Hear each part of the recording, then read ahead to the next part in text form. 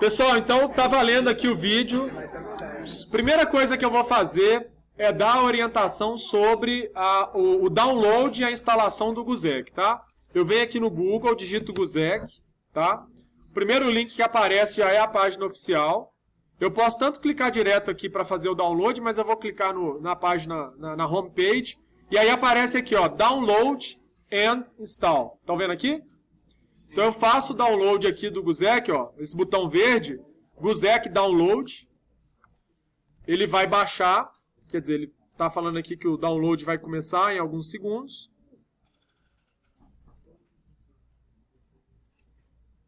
Está baixando aqui no cantinho, aqui no caso eu estou usando o Chrome, né? E cada um usa o navegador que preferir aí. Um ponto para ficar muito atento com o GUSEC. O GUSEC é um software que dispensa instalação. Você não precisa instalar o GUSEC. Só que um erro que é muito comum é que as pessoas peguem essa pasta que a gente baixa do site e tente usar o GUSEC diretamente dessa pasta. Por que que não funciona? Porque essa é uma pasta compactada. Tá bom assim? Então eu preciso descompactar o GUSEC. Então eu vou arrastar ele aqui para a área de trabalho. Vou copiar aqui. Percebam, a pasta tá compactada. Estão vendo que tem um fechozinho aqui, ó, um zíper? Então eu vou extrair essa pasta.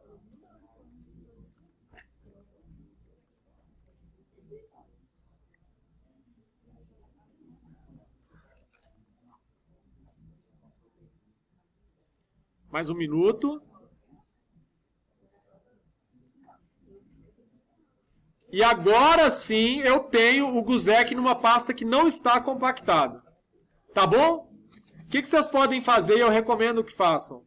Quem usa pendrive, salve essa pastinha dentro do pendrive. Aí onde você estiver, tá aqui na faculdade, tá? Você abre o GUSEC do pendrive e ele funciona.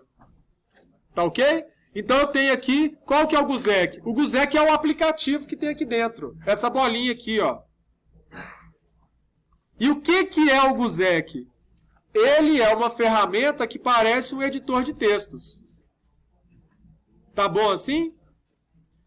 Agora eu vou pegar aquele texto que eu passei no quadro, que eu fui colocando quantidade de nós produtores, quantidade de nós consumidores, demanda no nó consumidor tal, capacidade, e vou escrevendo aqui na linguagem do programa. Tá bom assim? Então vamos lá. Como que eu gosto de organizar os meus modelos no GUSEC? Eu gosto de começar pelos parâmetros e depois colocar as variáveis. Isso é uma regra? Não é. Mas eu acho mais organizado assim. Então eu vou vir aqui e vou escrever o primeiro parâmetro, que foi o que a gente escreveu lá no quadro, e aí percebam. Para cada vez que eu vou criar um parâmetro no GUSEC, existe um comando que chama param, que é a abreviatura de parâmetro em inglês. Tá bom? Então eu crio, por exemplo, um parâmetro I maiúsculo. Fiquem atentos, o GUSEC diferencia maiúsculo do minúsculo. Se eu criar uma coisa chamada I maiúsculo, uma outra coisa chamada I minúsculo, para eles são duas coisas completamente diferentes. Então eu criei o parâmetro I. Posso até fazer um comentário aqui usando a hashtag, ó. Quantidade de nós produtores. Foi isso que a gente escreveu no quadro? Beleza. Aí eu vou criar agora um parâmetro J, que é a quantidade de nós consumidores. Tá ok? Mesma coisa. Agora eu vou criar um parâmetro de demanda no nó I.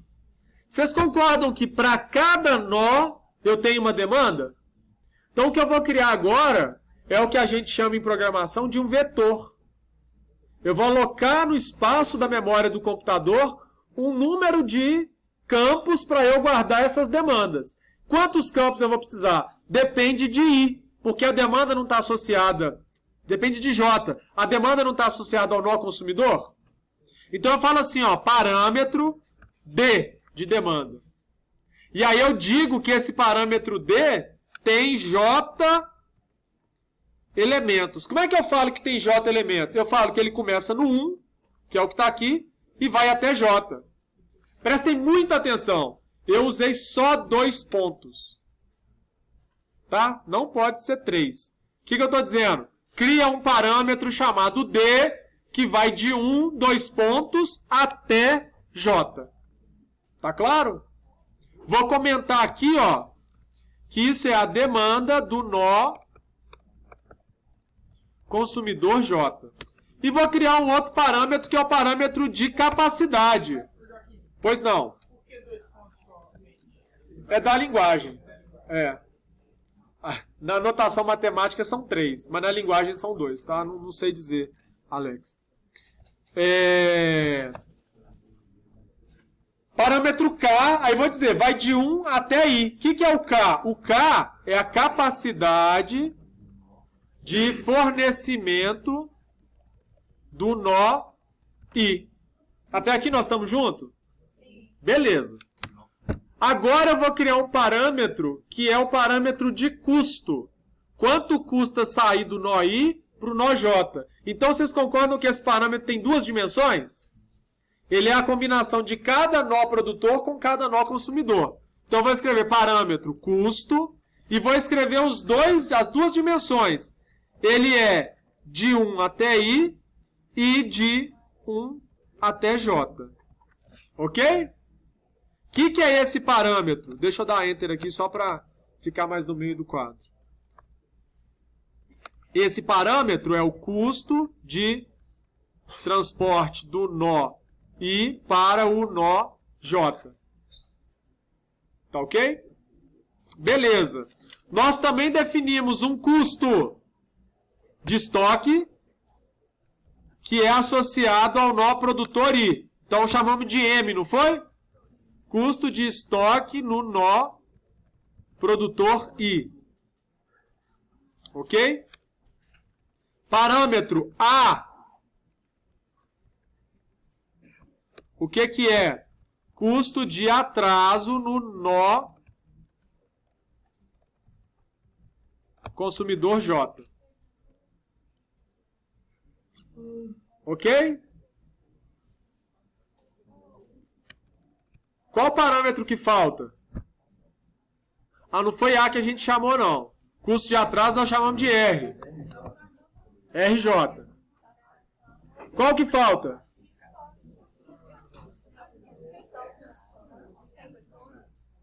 Porque o custo é para sair de um e ir para o outro. Então, quantos custos eu tenho? Se eu tenho 3 origens, 4 destinos, eu tenho um custo, um custo, um custo, um custo. Outro custo, outro custo, outro custo, outro custo. Outro custo, outro custo, outro custo, outro custo. A variável, o parâmetro de custo é C e J. Ele tem 2 dimensões. E por ter 2 dimensões, quando eu crio ele lá, eu crio ele com... O que eu estou dizendo? C e J. Ok? Que na verdade é uma matriz de custo. Beleza. Criei todos os parâmetros? Beleza. Agora eu vou criar as variáveis. Comando para criar uma variável é var, que é a abreviatura de variable. Ok? A primeira variável, percebam, é x. X não tem 2 dimensões? Quanto que sai de I e vai para J? Mesma coisa, eu vou copiar e colar. Ó. Opa.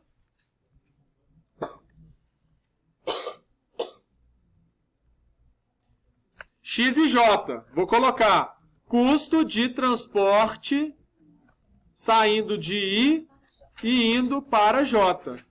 A outra variável, qual que é? Estoque. Ela é uma dimensão só e é I, não é? Isso, boa. Estou distraído, gente. X é fluxo saindo de I indo para J. O E é estoque no nó produtor I. E tem também o atraso. A é J. Atraso no nó consumidor J. Ok? Criei todas as variáveis, criei todos os parâmetros. Agora eu vou escrever o modelo. Vou começar pela função objetivo. É uma função de minimização, então eu escrevo minimize custo. Esse custo é o nome que eu escolho. O computador vai criar lá uma variável, vai chamar de custo e vai dizer que essa variável é o que você quer minimizar. Tá bom? Então pode ser custo de transporte, pode ser qualquer coisa, obedecendo a regra de nome aqui que o computador usa. E aí, olha só, como é que eu faço um somatório? O somatório eu faço escrevendo o comando sum, tá? Que é a abreviatura de summation, ok? E aí eu abro as chaves e vou falar as características do somatório. A gente não leu o somatório assim, ó. Somatório em I, que vai de 1 até isão. Não é assim? Olha como é que na linguagem de programação a gente escreve. Somatório em I, o nosso que vai de, a gente coloca em 1 até isão. Estão vendo isso que eu escrevi no quadro? Somatório com I, que vai de 1 até isão. Tá ok? Beleza. Qual que é a vantagem? Eu não preciso escrever o comando de novo. Se eu tenho 2, 3, 10 somatórios, igual a gente tem 2 aqui, ó, eu boto uma vírgula e escrevo o segundo somatório. Então tem um somatório com I indo de 1 até isão, e tem um somatório com J, vírgula, J que vai de 1 até J. Acabou? São 2 somatórios? São. Agora eu coloco o que está dentro desse somatório. X e J vezes, o vezes nessa linguagem a gente usa o asterisco, C e J. Opa, tá bom assim? Tá faltando? Ah, não é. Agora eu vou fazer o atraso e o estoque. Mas, vou passar para a linha de baixo só para ficar mais didático, tá? Essa setinha é quando eu aperto Tab. Somatório I em 1 até isão do custo de estoque, né? A quantidade de estoque é I, vezes M, I. Concordam? E também tem um somatório que é em J da quantidade que atrasa no J vezes o custo de atraso que a gente colocou R, né? Acabei a equação? Não, do somatório acabei. Tá? Se eu tivesse no meu computador fazendo com menos 1, isso ia estar tudo na mesma linha. Aqui eu saltei uma linha só para ficar mais didático. Custo é parâmetro. Eu não criei, não? Se eu não criei, tem que criar. Ó, C e J está aqui, R está aqui, M está aqui. Criei. Bom, as restrições.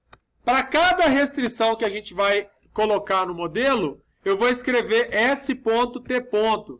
A abreviatura de Subjected to. S.T. Toda vez que você for inserir uma restrição, você coloca. Quando a gente está criando o modelo no caderno, eu escrevo sujeito A uma vez só, né? Sujeito A, tudo que está embaixo. No computador, não. Para cada restrição, eu coloco S.T, S.T, e dou o comando em seguida. Ok? Outro ponto importante é, sempre que a restrição tem um para todo depois, na hora que eu crio a restrição, eu já coloco o para todo junto com o nome da restrição. Tá? Então, por exemplo, a primeira restrição é a restrição da capacidade produtiva, não é? Eu vou chamar do nome que eu quiser, eu vou chamar de R1. Ok? Poderia ser Mateus, mas eu estou chamando de R1. E aí eu vou dizer que ela é para todo I que vai de 1 até isão. O que eu escrevi aqui? Essa restrição tem que ser atendida para todos os Is no conjunto Izão. Ou seja, ela é para todos os nossos produtores. Ok? Agora eu vou escrever o que tem que ser atendido. Eu coloco 2 pontos. E aí eu falo, olha só. Somatório em J de tudo que sai de um nó produtor tem que ser o quê? Menor ou igual a capacidade produtiva. É claro que para quem está vendo isso a primeira vez é estranho, né? Mas vocês concordam que não é difícil? Não tem nada de outro mundo aqui? Então o que eu fiz aqui? Garante que a capacidade produtiva em cada nó produtor seja respeitada. Depois eu tenho a segunda restrição. Ela é para cada nó origem também, né? Produtor. Que é do estoque. O que a gente falou?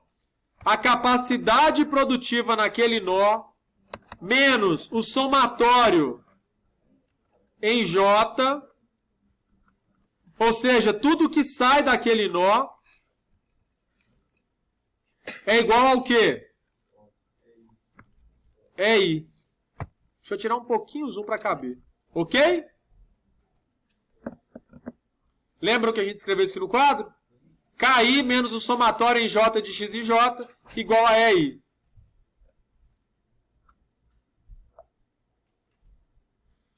Depois eu tenho a que vai calcular o atraso. Eu vou chamar de restrição 3. Ela é para cada nó J. Então vamos lá. A demanda de um nó consumidor menos a soma de tudo que chega naquele nó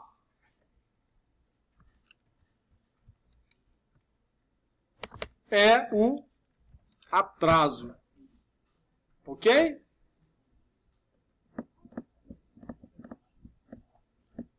O que falta? As restrições de não negatividade, né?